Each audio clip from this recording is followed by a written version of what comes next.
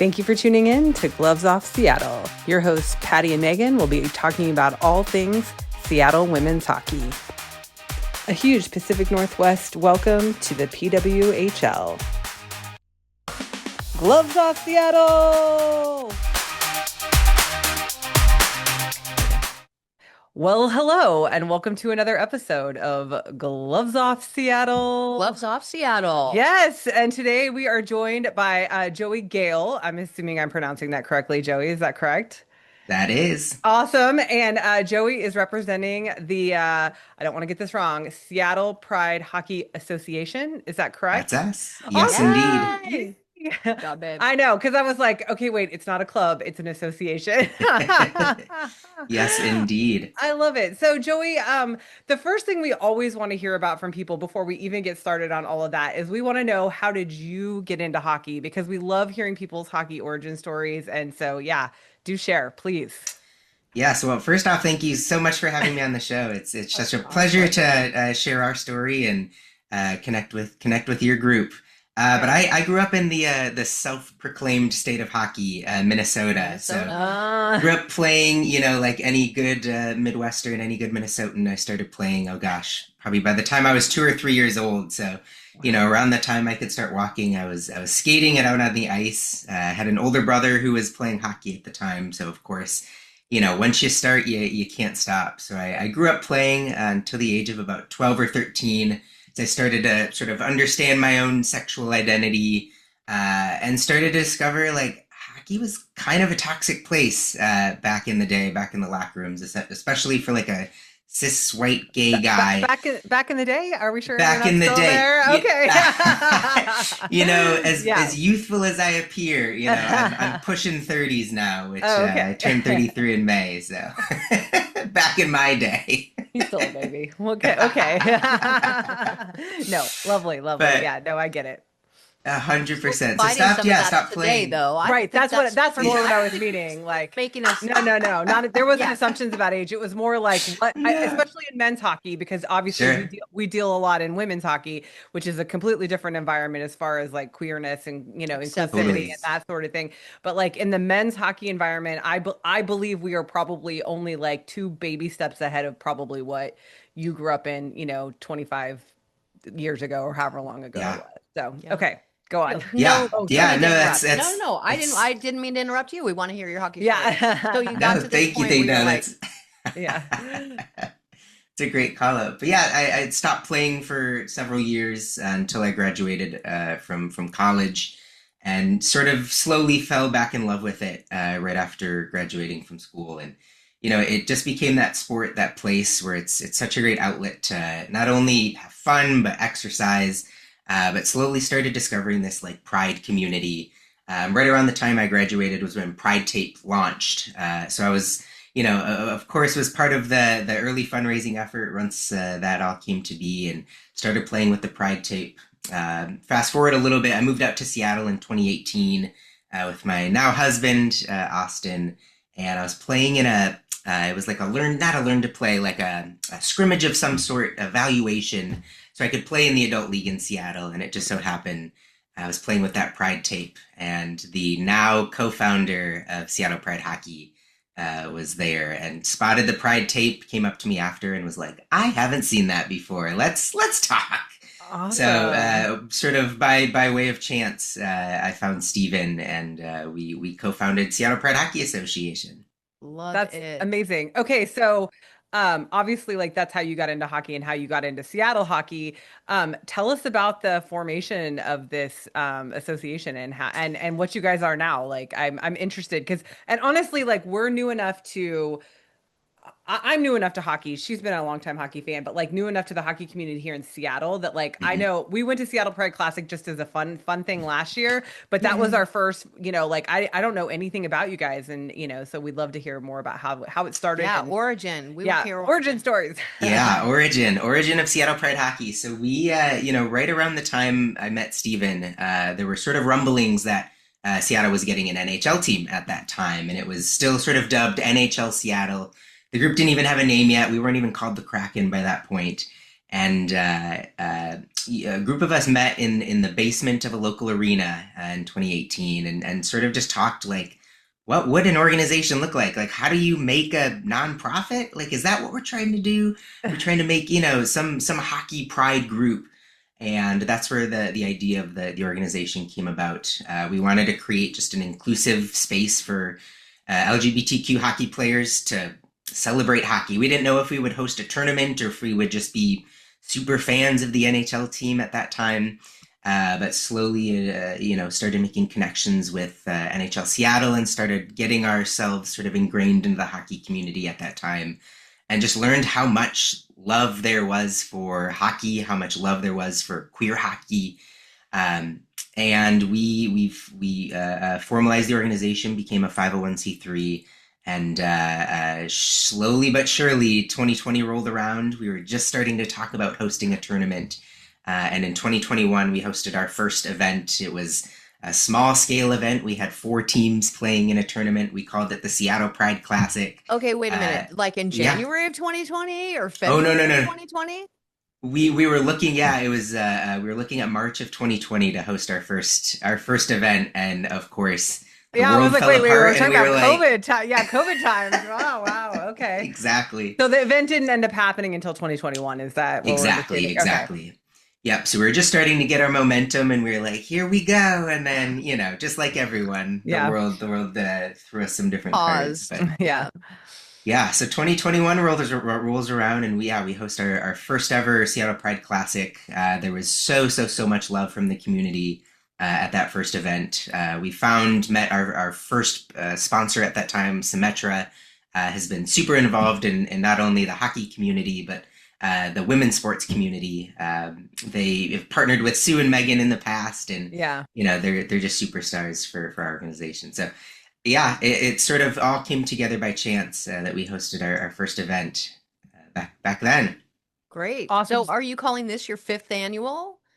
So this is actually our sixth year.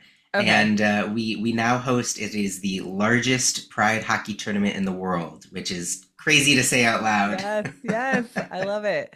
And tell us now, because you said you started with 4 teams back in 2021. How many teams are you guys planning on having this year? Yeah, so we're up to 20 teams this year, close to 300 participants. We've got people who fly literally all over the world. We had folks join us from Australia last year, so it's truly, we are spanning continents now. That's amazing. That is so amazing. Okay, so and what's the criteria? Are these just teams that like identify like they have a queer identity of some sort, and so that's the participation criteria? I'm curious.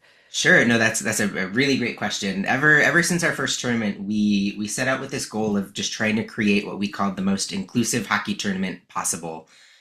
We didn't truly understand or know what that meant back in the day. We were just trying to create a space where it felt like everyone could come and play hockey. We saw a lot of organizations like ours in different parts of the country who were sort of focused on different communities, whether it was just cis white gay guys or something like that. It hypersexualized the sport, things like that. And we were like, we want to stay away from that. We truly just want to be an inclusive hockey organization. So what we pride ourselves on now is creating a really inclusive hockey space.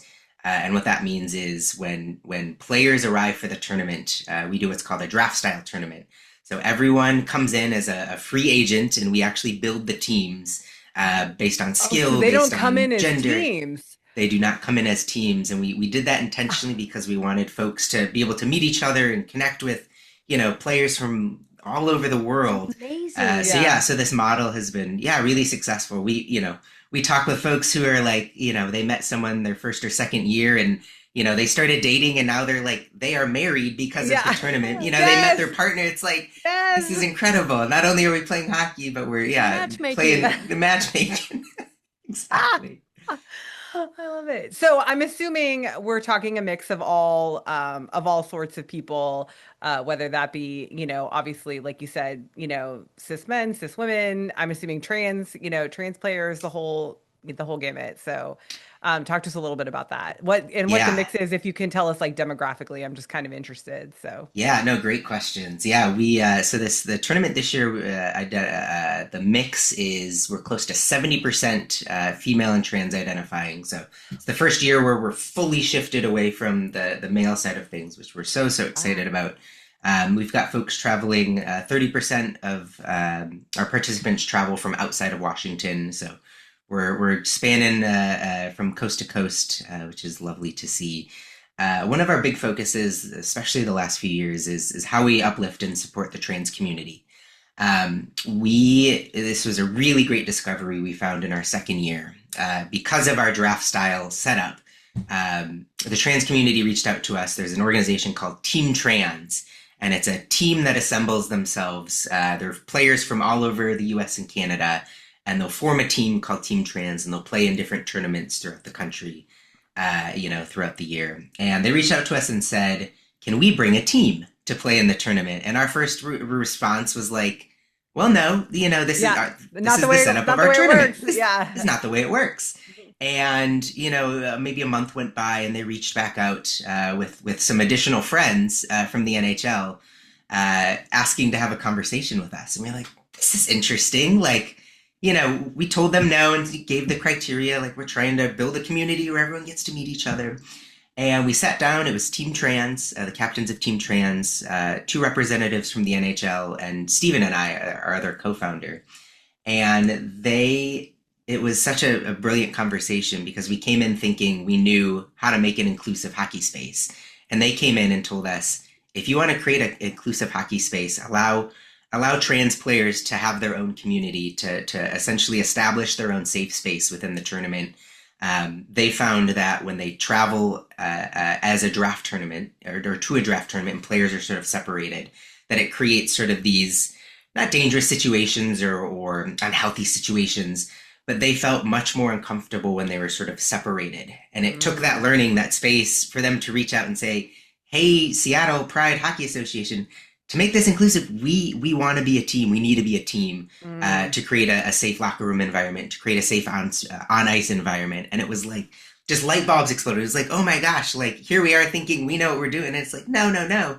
So part of that conversation was, this is how we need to do it. And ever since, we've allowed Team Trans, and we actually have two trans organizations playing in the tournament this year, which we're thrilled about.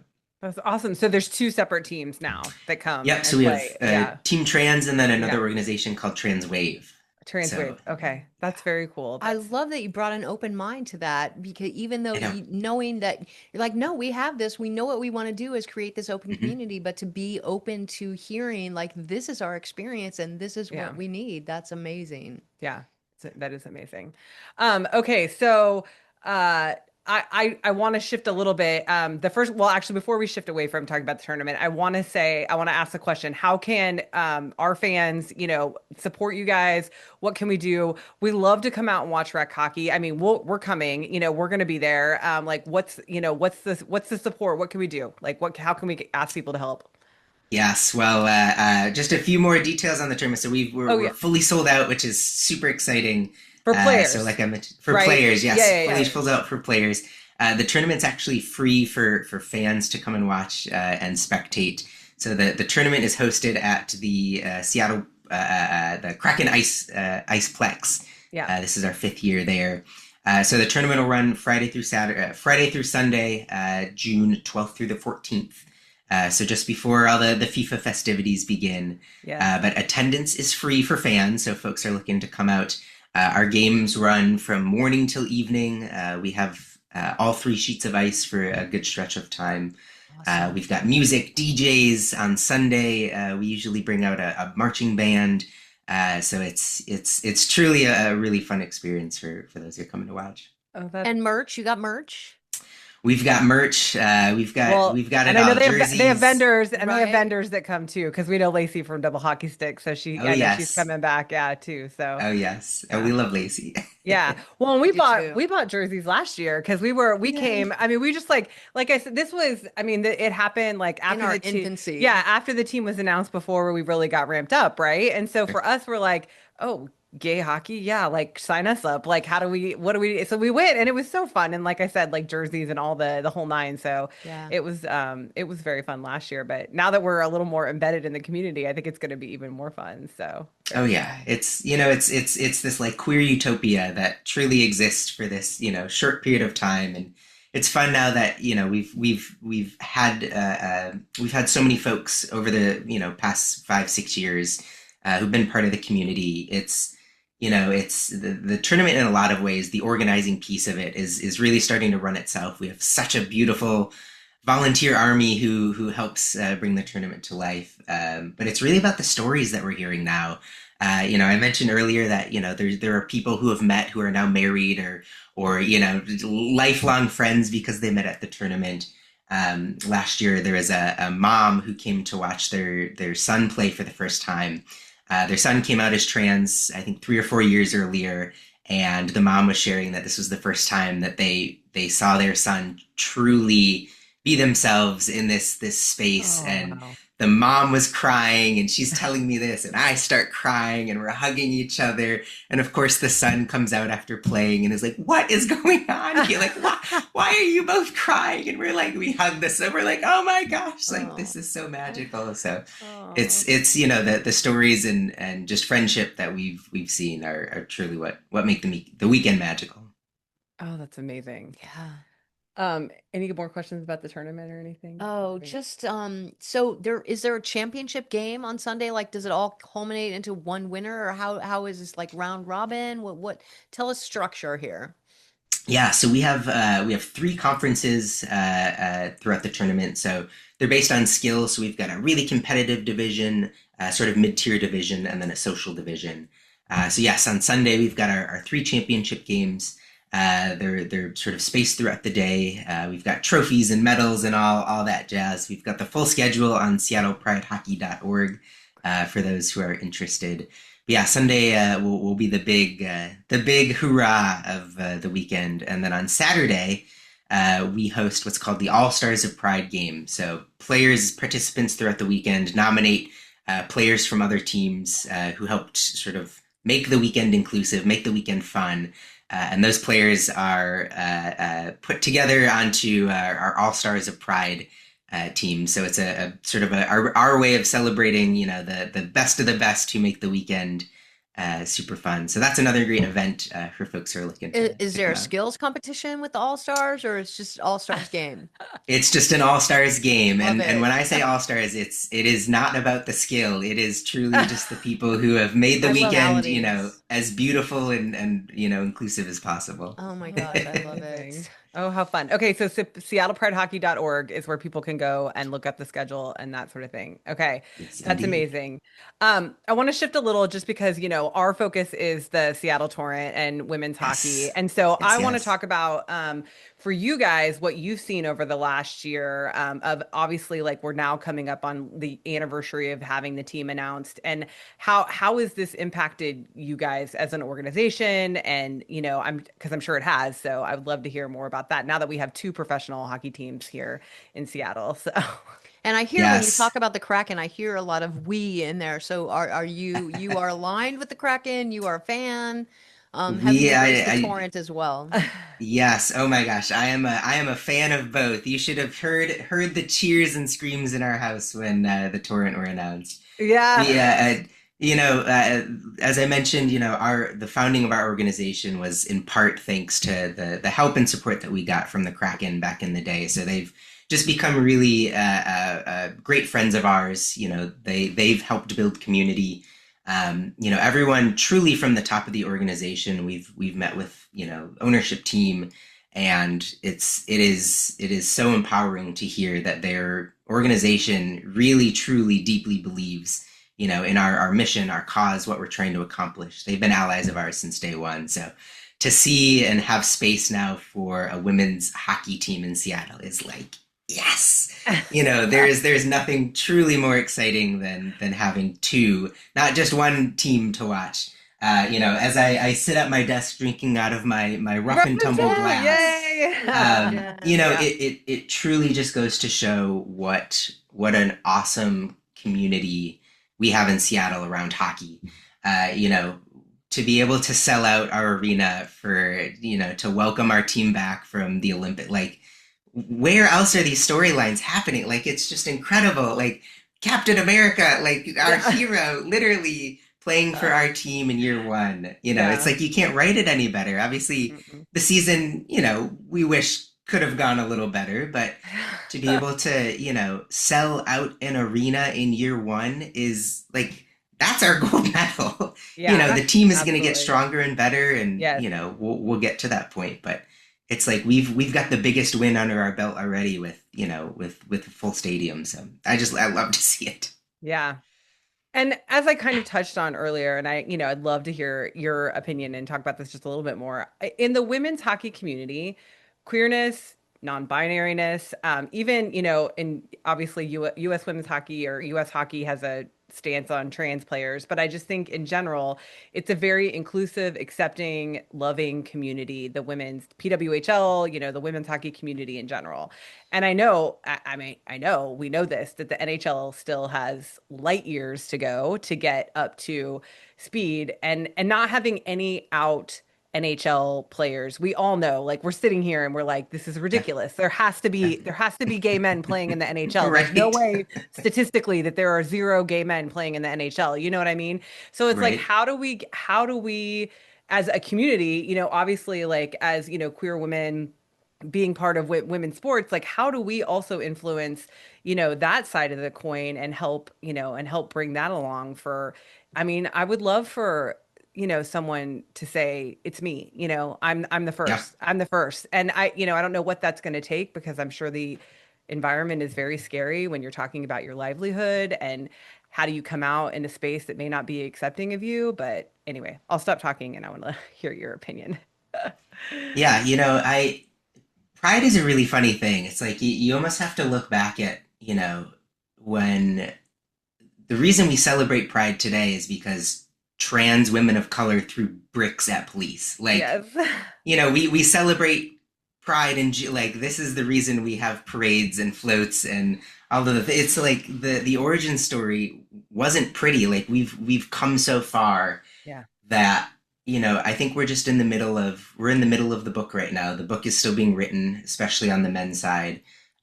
You see so much progress and light and community around what the women were able to accomplish at the Olympics, right?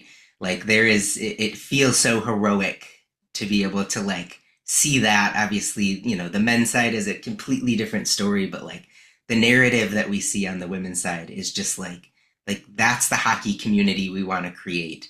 And on the PWHL side, we have visible heroes, like, truly the captain of our team, the captain of the country. Like, we Yeah. we see this every day and are able to celebrate it. So, Yeah. there are definitely, there are folks at the NHL who are truly fighting the good fight. We're friends with a lot of them. When we see some of the pushback from the NHL around Pride tape or warm up jerseys or things like that, I truly just see it as, it's one step back, two steps forward. It just means we need to fight harder. We need to be louder about the things that we care about and the reasons of why those things are important. That visibility matters. To the young Joeys seeing those Pride jerseys and things like that, they truly matter. The visibility of that is so so so important. And we've been on the men's side to see folks like Luke Prokop, tell his story and be out and visible and proud. He's become a big friend of the tournament. He actually plays in the tournament, which we That's love having Luke. that's right. I forgot that he was there last year. Yeah, yeah, Yes. yeah, yeah. I do. I remember that now that you say that. Like, it totally had slipped Right. my mind. Yeah, that's awesome. But Yeah. yeah, it's there's so much progress left for us to achieve. But I love to hear that the Kraken have embraced you and are working with you hand in hand, skate and skate, and just that's heartening to hear that, and just hope that continues along the same vein. Yeah. Oh yes, and then on the women's sides with the PWHL, we of course great friends with our friends at the Torrent. As part of their Pride Night coming up, we've actually I believe we're part of one of their intermissions, so we've got That's some. That is what we Yes. heard. We actually Yes. we did an interview with it's a long story, but it's pair of moms who had a 8-year-old skater in the Oops All Goalies tournament. Yes. Yeah, and we call her Baby Crab. Yeah, And so we just Hannah talked and to her, and Ellen. Hannah just told us that she was going to be skating in Intermission and Pride with you guys. And I was like, Yes. what a small world. Like I was like, Oh that's yes. yeah. Oh, we're so excited. Yeah, we got a great group. So we'll be cheering. We'll be cheering them on. Oh, that's amazing. Love That's it. yeah, that's great. Um, what else, babe? Do you have I don't know. I just want to go back to the beginning of your this interview, really, Joey, and it's just stuck with me. And you say, wearing the pride tape and just immediately connecting with Steven. And that's one of my favorite things in life is a very short coming out story that people can hear, like pride tape. With me, it's like my wife, and I tell everyone this is my wife, and it's my entire coming out story in 2 words. And Right. I just like to just come out with that. And so you hearing the story, hearing the story of the Pride tape is just really, it's deep in my heart, and just that small way to come out and be out. So just wanted to shine a light on that too. yeah. No, I appreciate that. It's one of my sort of mentors as I was coming out shared this phrase with me, and I credit it with a lot of the reason I met Stephen and the reason I play with Pride Tape.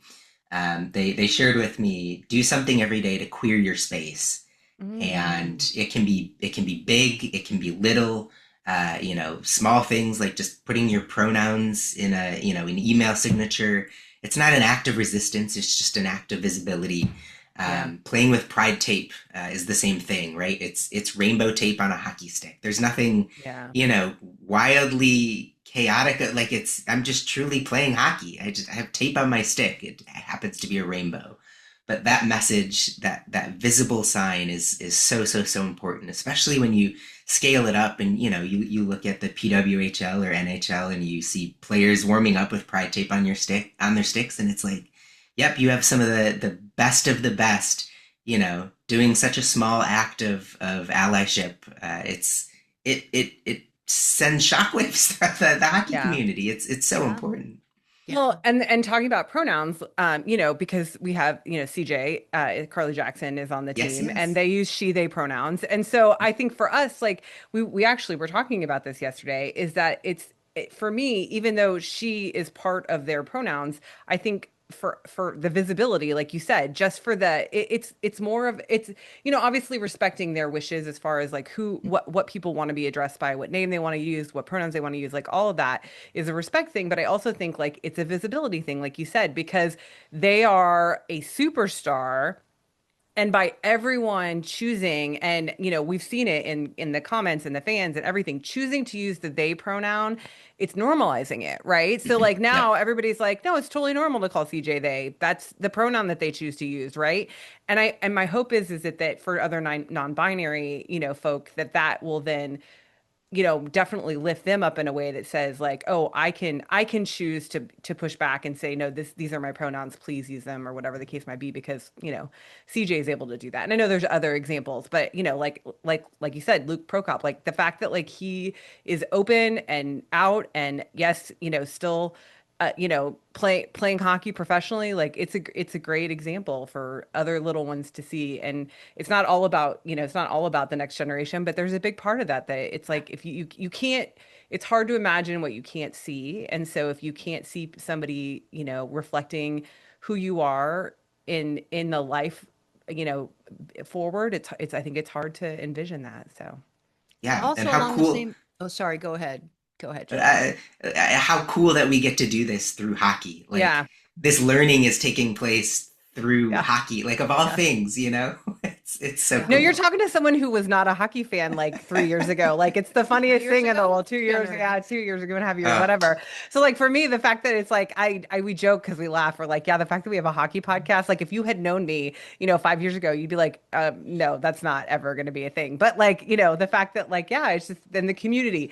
For me, it's 100%. It's the community. Like hockey's fun. Like don't get me wrong. Like I love the hockey, but I really love the community that we've started and that we're growing here. So Absolutely. what were you gonna so say? special.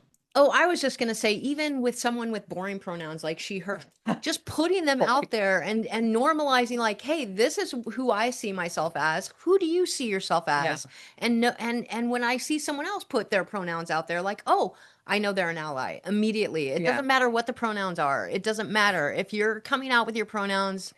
I know that I'm safe showing my entire self to you. So Yeah. I think that's a great way to, even with regular whatever pronouns, that aren't I love it. boring. The boring They're- pronouns. I love just that. put them out there. So people feel safe, because that's what I want. I want everyone to feel safe to be themselves with us. Yeah. So Yeah, 100%. Yeah, I mean, it goes back to, it's like the basics. Like you create a safe space and then people can build community from there. One of our organization just went through sort of we're I wouldn't call it growing pains, but we're looking at what the next, 20 years might look like for our organization. And part of that is fundraising. Part of that's just, making sure we have the right core of our organization, right? It's a nonprofit, it's a business. We're trying to be successful. So we just relooked at our mission and vision and our values. And we took another look back at our values. It was a really fun exercise of like, what are all the things that are really important to us?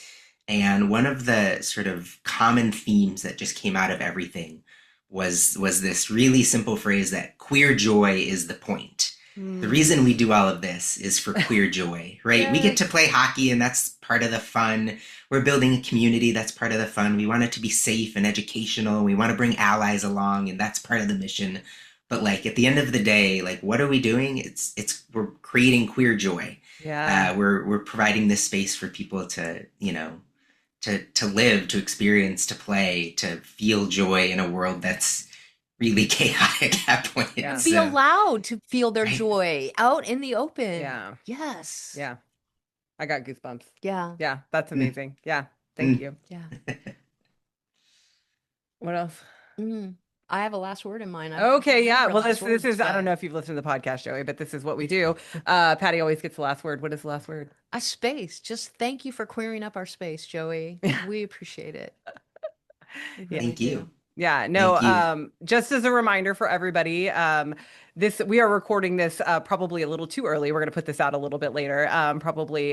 So just so everybody knows, we're talking about, a hockey game that probably happened weeks ago for when this for when this episode is going to come out. But June 12th, 13th, and 14th is the Seattle Pride Classic tournament. it's It is free. free for fans. It sounds like there's some really fun things. Seattle Pride hockey.org is where you can find the schedule. So I'll say that out loud too. And we just really appreciate you, Joey. And come early to the tournament. Last year we came late. Do you remember that? I don't Ben? think we came out till Sunday. I think Yeah. that was the problem. And we did get jerseys, but they were way too big. Yeah. It's like the merch was sold out, which we want. We want you to sell every stitch, Yes, every everything, mer- every piece of sticker, merch. every button, everything. Yeah. But come get some merch, and we're gonna eat there. And cheer on the players, because really, like, Absolutely. that's, I mean, again, like queer joy, like that's exactly how I felt being there. I was like, oh, this is like the most fun. Like, it was a fun environment. And I don't know. I mean, do you play in the tournament now? I try to, so I'll sub into a few games if Okay. a team needs another player. So I do get to sneak out there for a little bit, which is great. So, and you could probably say this firsthand then. It's like, I know, and we've heard from other people, I mean, we're not players, but like they enjoy having fans in the stands. Like it's fun to have people cheering on the teams, right? They do. We send a survey out at the end of each tournament, and there's I love this stat. The question is, would you play again next year? And for every single year we've hosted the tournament, 100% of players want to play again next year. Like it's like, that's the place we want to be, Yes. right? 100%. Yeah, that's amazing. Wow. Okay, so too late to sign up to play this year, but that's okay because you guys will continue to do this. So if people are interested and Sure didn't will. get in this year, they can definitely get in next year. So, Absolutely. Joey, thank you so much for your time. We Thank appreciate you. so much. We can't Yes. wait. To be Yeah, we there. can't wait to be there. It's gonna Yeah. be fun. Such a pleasure. Can't wait to see you all there. Okay. Bye. And that's the show. Tune in next time for another episode of Gloves Off Seattle.